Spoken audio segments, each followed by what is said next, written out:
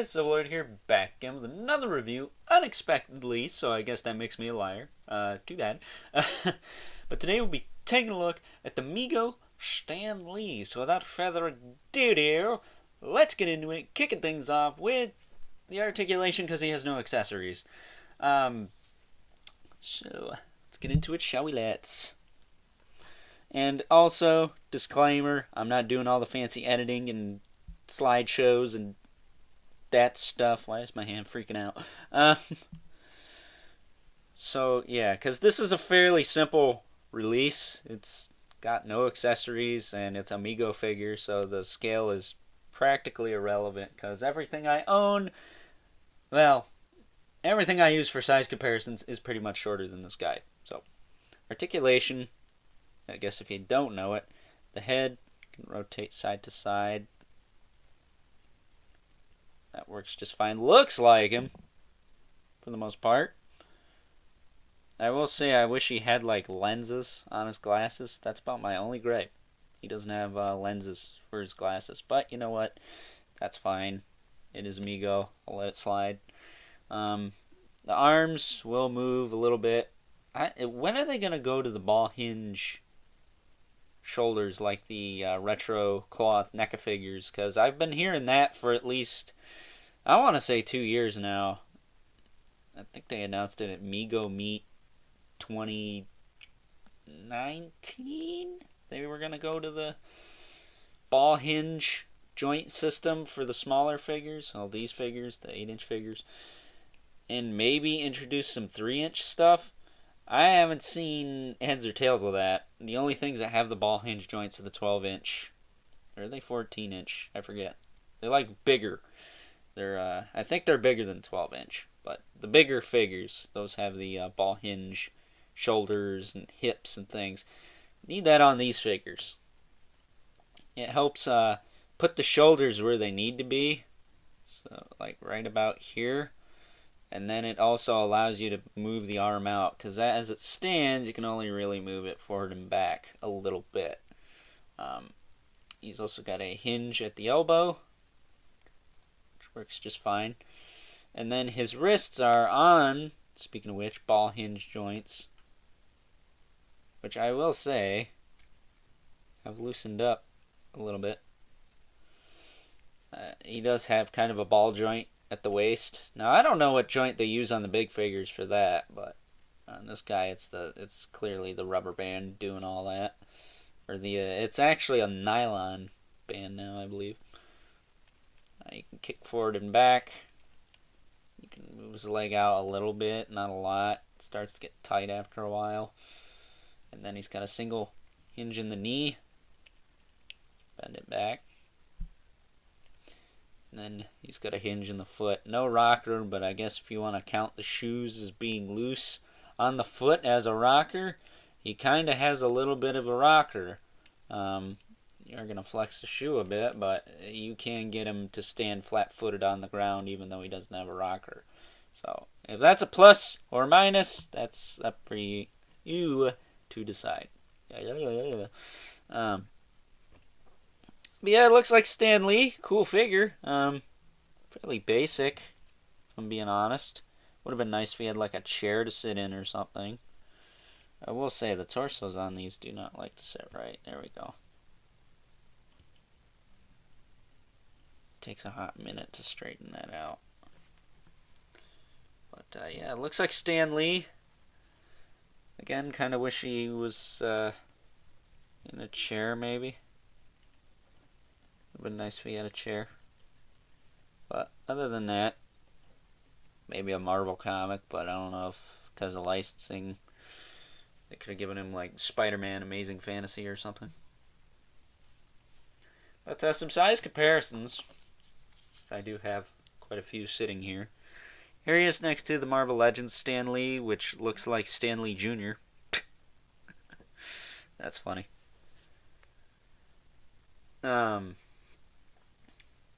This is my Stan Lee collection, actually.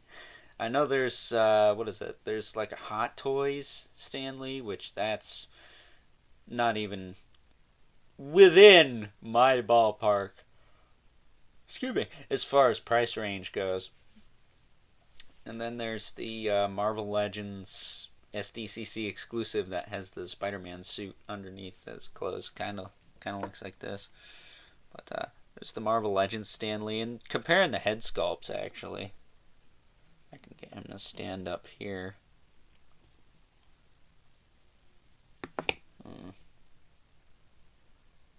I will say they could tighten the feet up. I will say, compared to the Marvel Legends, obviously, Marvel Legends being a little bit more expensive. This was $25. He was like 15, maybe 20. Marvel Legends uses the digital face printing tech, the dot matrix tech, and obviously that's going to be a little bit better. At least I think it is. And they gave him the lenses on his glasses too. Either way, it's a really solid figure. If you are at all into Marvel Legends and do not have that, something's wrong with you. That or it's sold out. Which, that second option could be very much valid. Next, I got a couple of random kind of size comparisons before we do our regulars here. Come on.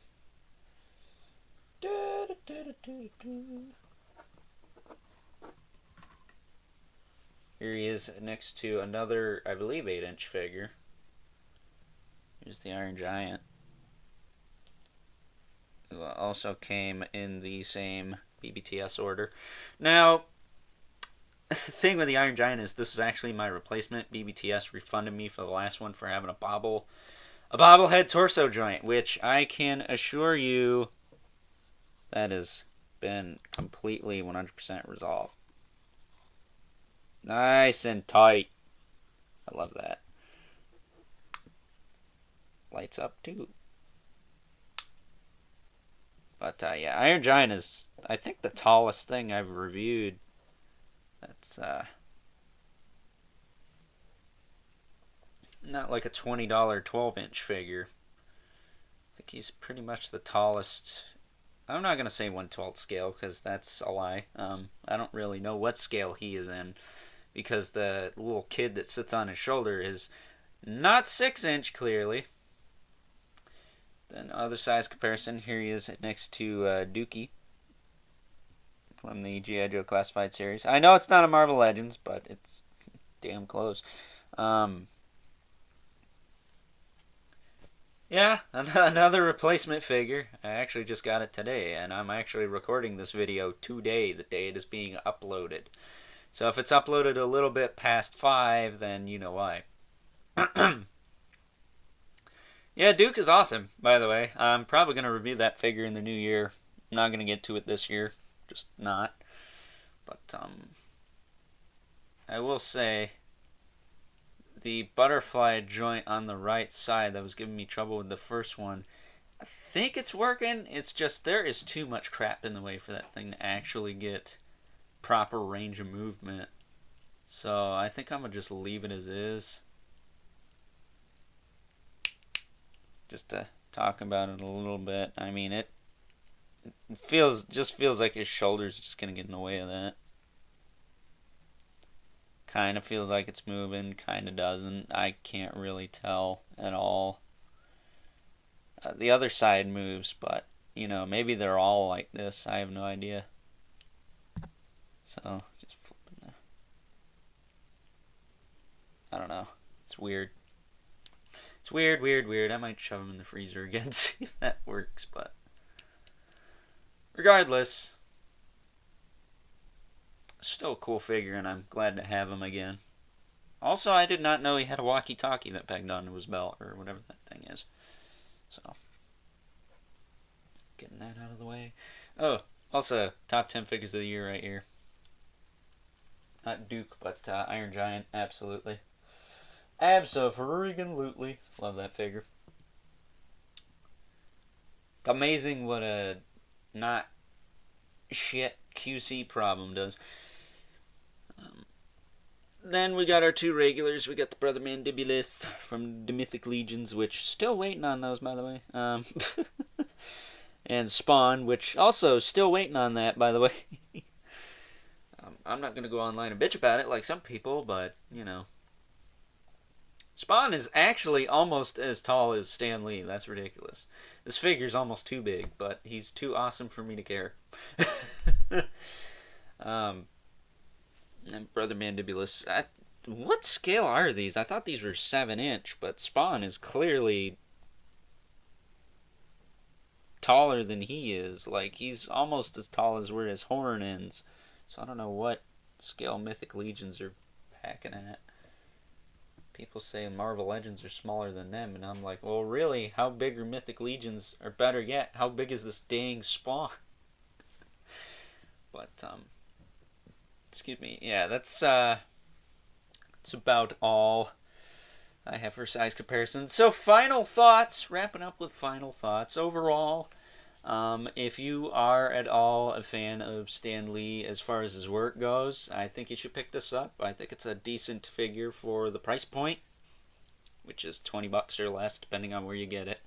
I got mine off of BBTS. No idea if it's still available, because a lot of stuff is sold to frick right out on multiple sites, whether it's cheap or expensive. There's a good chance it's either almost sold out, a pre-order, or just straight up sold out.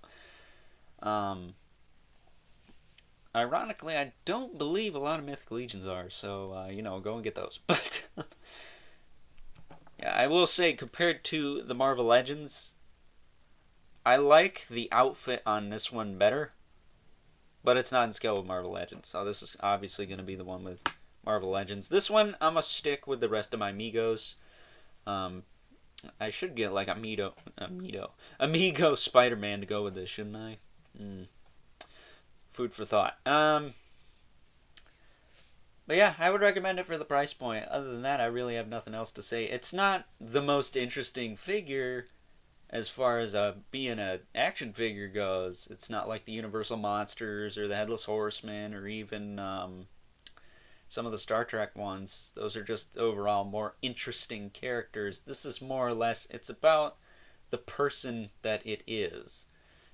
Doesn't have to be the best action figure. It just has to look like the person it's trying to convey, and I think it does that pretty well, again, for that price point. So with that being said, I hope you guys enjoyed this review. I know I said I wasn't going to do any more reviews. I might have one more down the pipeline coming up here. We'll see. It'll be a Christmas special review of a Christmas character that I've had for a couple of years now. I just haven't got around to reviewing it. But I thought maybe be worth my time to check it out. So, yeah, don't forget to like this video, hit that subscribe button, and the notification bell so you know whenever I upload more reviews like this one. And leave a comment in the comment section below. Let me know what you think of this figure. Remember, keep the comments civil, because the world sucks enough as it is. Until next time, Excelsior!